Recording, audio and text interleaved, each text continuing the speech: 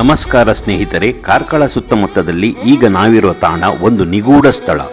ಕಾರ್ಕಳದಿಂದ 12 kilometre ದೂರದ ದಟ್ಟ ಅರಣ್ಯದ ನಡುವೆ ಇರುವ ಕಾಂತಾವರ ಅಂಬರೀಷ ಗುಹೆ. ನನ್ನ ಜೊತೆ ಇದ್ದಾರೆ ಮಾರ್ಗದರ್ಶಕರಾಗಿ ಶ್ರೀ ಸುಭಾಷ್ ಚಂದ್ರ ಹೆಗ್ಡೆ.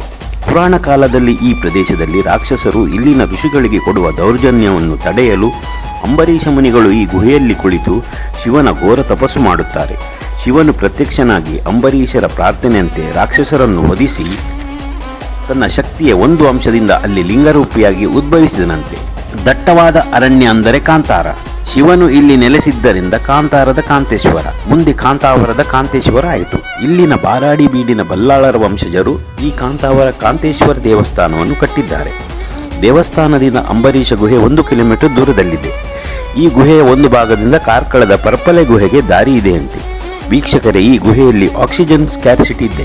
ದಯವಿಟ್ಟು ಒಳಗೆ ಮಕ್ಕಳನ್ನು ಕರೆದುಕೊಂಡು ಬರಬೇಡಿ. ಈ ಗುಹೆಯಲ್ಲಿ ಸಿಕ್ಕಾಪಟ್ಟೆ ಬಾವಲಿಗಳು ಇವೆ, ಯಾರಿಗೂ ತೊಂದರೆ ಮಾಡೋಲ್ಲ.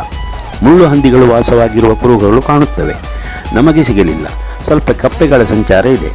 ಒಳಗೆ ತುಂಬ ಬೆವರುತ್ತದೆ. ಹೆಚ್ಚು ಹೊತ್ತು ಇಲ್ಲಿ ನಿಲ್ಲಬೇಡಿ. ಟೈರ್ ದೊಂದಿ ಒಳಗೆ ಉರಿಸಬೇಡಿ.